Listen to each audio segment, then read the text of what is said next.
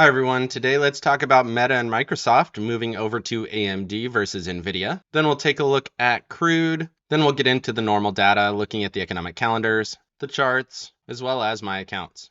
If you like trading stocks and options and making money, definitely like and subscribe. I make videos like this every single day that the markets are open as well as Sundays, so make sure you hit the bell so you don't miss out on any future episodes. Welcome to the Portfolio Bulletin. Let's get started. So Meta and Microsoft have come out and said they are going to use AMD's new AI chips as an alternative to NVIDIA. And the CEO of AMD, Lisa Su, said AI chips will amount to around $400 billion in 2027. Which is a massive amount of sales and much bigger than AMD is currently. And if they do capture more and more of that market, AMD will continue to see growth. And it is interesting to see that AMD is starting to compete more aggressively with NVIDIA in terms of comparability and availability. AMD chips have been expensive and they've been harder to get, especially for individuals in their own home systems. And to see two big players coming out and saying AMD is now the designer of choice, it'll be interesting to see how that affects NVIDIA going forward. They mention here the MI300X is the chip that AMD is going to be selling for AI, and currently the chips that NVIDIA is selling is around $40,000 for one chip, which is obviously very expensive, and the idea is that AMD would be less expensive to purchase and operate than NVIDIA's current offering. And the current forecast for these chips for AMD is actually quite small. And you can see that here, they're only producing about $2 billion for total data centers for GPUs in 2024, whereas NVIDIA is reporting around $14 billion. And if that total market jumps up to $400 billion in just the next couple of years, this could be a massive driver for growth for AMD, especially if they start to steal some of that market share away from NVIDIA. Shifting gears here over to oil. We have seen a pretty significant slide, down 4% on Wednesday, and we can take a look at this on the charts a little bit later, but you can see we settled around $69 a barrel. This is a significant low, and it is below a significant level. And like I said, we'll take a look at that later, but this is interesting. We're seeing a downgrade of economies across the world, a reduction of demand, and this is good for the US consumer, in my opinion. Also shows a little bit of a settling across the world. We had issues with Ukraine not that long ago, and then we had the Israeli-Hamas war driving up prices. It does seem like the demand for crude has settled, and the supply has also settled a little bit as well, kind of calming down the economic environment. From a trading perspective, it is pretty cheap historically, but obviously you want to wait until you see a little bit of a consolidation and bounce from these levels if you're trying to trade it to the long side. Moving over to economic calendar, ADP non-farms came in way lower than expectations. We talked about that yesterday. We thought that that was going to happen with the JOLTS report coming in so light.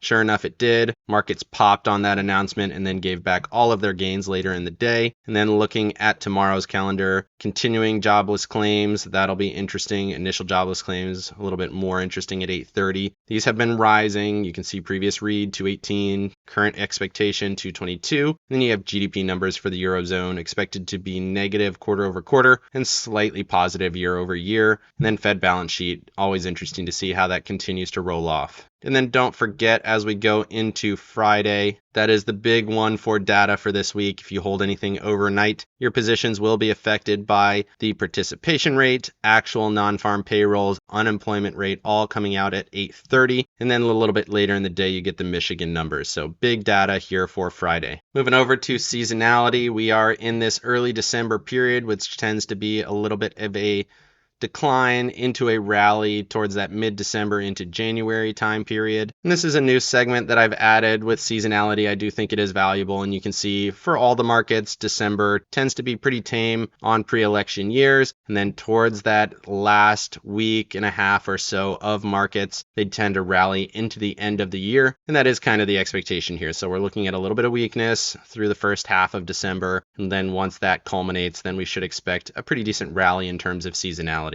Moving over to Max Payne, currently sitting at 452. I think that's up $1. Total options just under 1 million. Stock price 456. That's really unchanged. We continue to sit right in this mid zone. 450 to 459 makes sense for the end of the week, and we are still in that range. I would honestly expect a little bit of a dip potentially into this 452 to 453 area, but really nothing has changed. Same as yesterday in between these two levels. Moving over to the charts, looking at the S&Ps, you can see that daily chart finally flipped bearish. RSI dropping off, volume stayed flat from yesterday, but big bearish candle. You can see that gap up on the non-farm payrolls data. I honestly expected this kind of level to hold, especially after the JOLTS report rallied up, held some of those gains. Non-farms rallied up, held some of those gains. I would expect all of the unemployment data to be really in that same realm of kind of weak and generally good for markets. But now we're seeing a pretty significant drop off here. So the hourly chart on the SPY is below all of the EMAs and SMAs. We're right at these previous lows. If this 453.07 level breaks, then we have a lot of room to the downside. Zooming out to just give you a little bit more of that volume profile here, you can see the next area of volume is all the way down around this 448.74 area,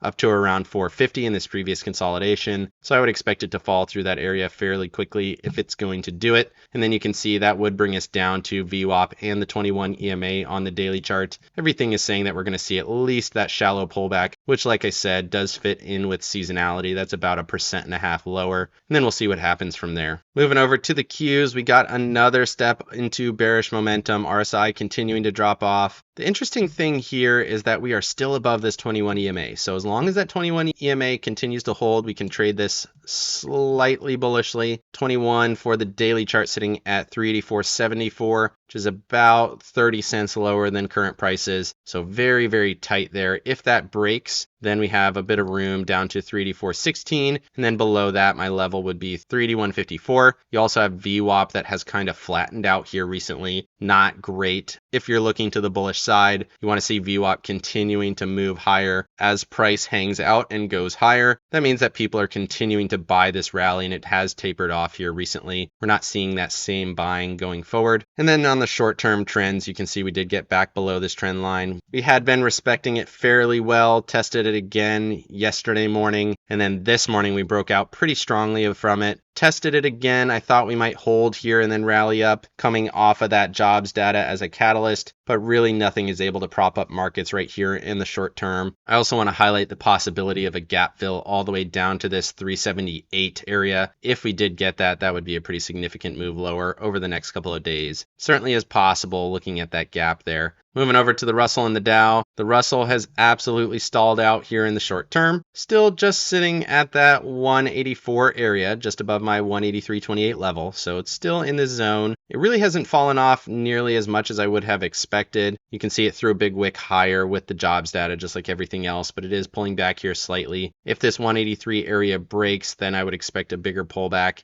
You can see just how little volume there is through this area. And even zooming out to this previous push through here, very little volume, fell through here quickly, rallied up through here quickly. And if it gets back into that zone, I would expect a similar move. Again, still medium-term bullish on the Russell. I do expect that we will be higher in the next couple of months, but over the short term, we might see that pullback first 2 weeks of December or so. And then the Dow continues to chop at my 362.18 level. It is just barely below it, tested it again, might pull back to the 9 EMA, continuing to stay pretty strong over the last 4 days. Moving over to crude, just taking a look at this weekly chart, you can see it has been a massive fall off. Just a couple of weeks ago, at the end of September, we were up around $93.50 a barrel, and since then we have fallen off all the way down to $69. $66.50 is really that critical level. You can see we tested it here in March, tested it again all through June. We were at that 200 SMA, which has actually moved a little bit higher, currently sitting at 70.31, and we are now below that on the weekly chart. Momentum and RSI are both very bearish, looking to get into oversold conditions here. Does seem like it has a little bit more downside, at least to that 66.50 level.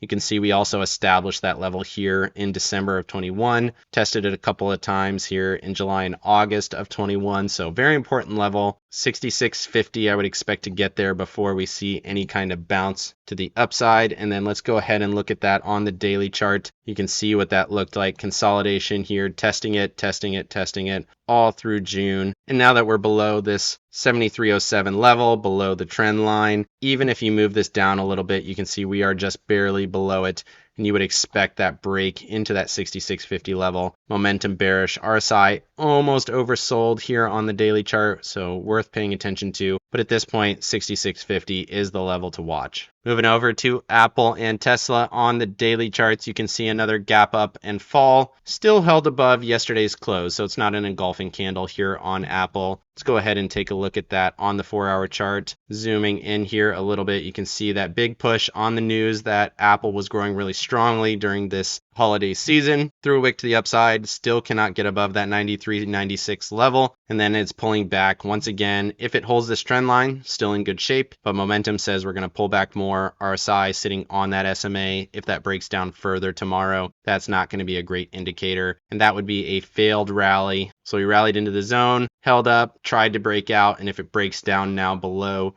these previous wick lows and then below 186.81, that's going to be quite bearish for Apple. And then moving over to Tesla here, you can see another wick up, continues to consolidate in this area, cannot get above that trend line, pulled back once again. Momentum says we're going to break down further, but really we haven't gotten any clear direction on Tesla yet. Moving over to NVIDIA and Microsoft, both of these had a pretty rough day. NVIDIA has a wide range, touched that 9 EMA, pulled back from that level, not great on the news announcement that people might be moving away from them. Still holding in this range where we have been 461.76 to the upside, 447.13 to the downside. You also have the 55 EMA there at 451.01. If it breaks that level, then there's a little bit more room to the downside. Could also look for a gap fill down to this 423 level. And then looking at Microsoft, big gap lower, almost filled that gap, came up a little bit short, and then broke down from there. Momentum bearish, RSI bearish. Does seem like it's really set to pull back a little bit more. If this breaks below 367.06 tomorrow, then we're looking at around that 361 area for Microsoft. Moving over to staples and discretionary. Staples continued that pullback down to the 21 area. As long as this continues to hold this bullish structure, still looks like a short-term pullback. Staples still seem like one of the better areas to be in markets right now. And then looking at discretionaries, gapped up, fell, similar to Tesla, but continuing to hold a bullish day, which is interesting. Also held above my 170.68 level, so that's also slightly bullish. Next level to the upside, 174.76. Momentum continues to fade. RSI ticked up slightly, not much. So this continues to be a bit of a melt up here. If we see an acceleration, it would not shock me with this really grinding price action. It does kind of seem like it's accelerating, similar to what we saw on the Dow charts. But if it's going to do it, it really needs to do it here over the next day and a half or so. Moving over to financials and transports. Financials have been on a run, but we got a pretty big down day here today, 0.5%. After testing these previous highs on that non-farms announcement, then we fell all the way back to the 9 EMA. Flat after hours, still above the 9 EMA, but momentum starting to break down further. RSI below the SMA. Volume not really showing an acceleration yet, but if this breaks here at the 9, then you have 35.43, and then the 21 sitting down around 43.98. So definitely a little bit of room for a pullback after this pretty substantial run from 31.38 all the way up to around 36.25. Similarly here on transports, it has been on a massive run, 213 up to 253 or so. Tested these trend lines, pulled back from there, and this actually looks like an island reversal. You see the gap up, gap down. Held that trend line, but this now looks like a lower high. Let's go ahead and zoom in on that chart a little bit. And you can see that kind of lower high setting up. So big rally, tested those trend lines, pulled back. If this fails from this continuation style rally, momentum turning bearish, RSI looking bearish. If this pulls back further, that could signal a deeper pullback into the first half of December. Moving over to breadth, we got 3 days in a row of downward movement on the 50-day average. Interesting, bearish momentum for the first day here in a long time. Last time we saw bearish momentum on the 50-day average was 31 October, so more than a month ago, and now we are seeing it once again. We did see a couple of days there,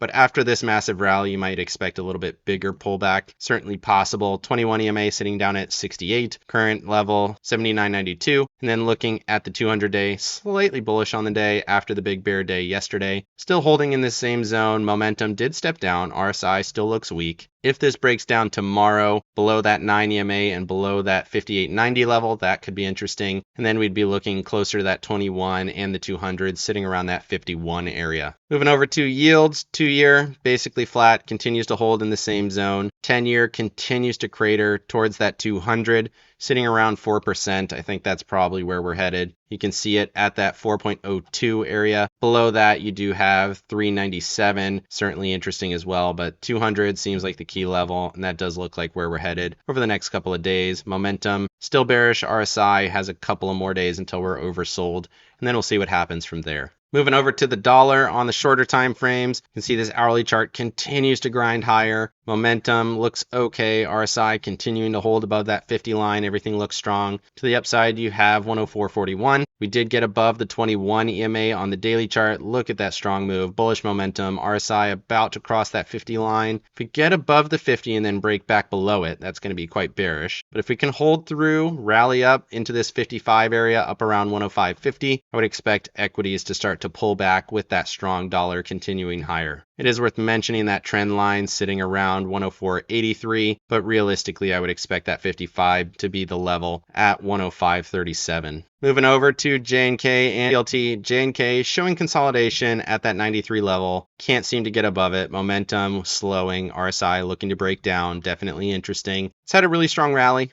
Looks like we might see some pullbacks here after this consolidation. TLT, on the other hand, absolutely no holds barred, rallying aggressively to the upside. We had that inside candle on Monday. Did not care about that at all. Gapped higher, rallied, gapped higher, rallied. We're above trend now. Next level for me, 96.50. And then again, just like the inverse of the 10-year, you got that 200 sitting at 97.59. And that does seem like where we're going at this point. We did hit overbought conditions. We're at a 70.21 RSI read, but that doesn't really mean anything. With this massive volume, you can see we're still seeing really strong volume, really strong continuation up to that 200 SMA in my opinion. Moving over to the MOVE index, slight down day, not showing much anything, still bullish momentum, bullish RSI. But looking at this VIX here, let's go ahead and zoom in on it a little bit. You can see this really slight slope continues to hold. Tested it again here today, showed a little bit of strength, slightly bullish momentum. RSI above the SMA, starting to show signs of a spike to come. Does make sense with seasonality. Want to go ahead and jump down to this 4-hour chart. You can see that continuation. We got above the 21. You would have wanted to see it hold here. Broke back to that trend line that we established between the Friday and that Wednesday session. Tested that level again, rallied up, tested it again. If we get another rally up tomorrow, that could be interesting. You want to see it hold above that 55 EMA if it's going to do it. And then if this starts to break higher, obviously that's going to indicate that markets are starting to go lower. And you can see this here on the RSI on the 4-hour chart, continuing to move higher and higher each day with each peak. And we're back above the SMA here today. Does look strong going into tomorrow's session. Moving over to my accounts, I did not trade great today. I really got suckered into that jobs data rally, and then I didn't take those positions off until later in the day, which was not great. I did protect myself from most of the down move, so it wasn't awful. You can see I only lost around $350 on that position when the NASDAQ was down $2.24, so a little bit more than I would have wanted to lose on a down day like this, but overall not terrible. I do have a put for tomorrow at 185, which is right around current price for $1.24, and then 2 days from now, $1.86 call for $1.76, and then I continue to hold these longer calls for $5 credit, giving myself an overall bearish position going into tomorrow's session for the Qs, and then for the IWM, really small bullish position. I have a 181 call. I rolled that down and in again here today for $3.35 credit. IWM continues to break down a little bit, and it is down a little bit more after hours. Not looking great going into tomorrow's session. And then taking a look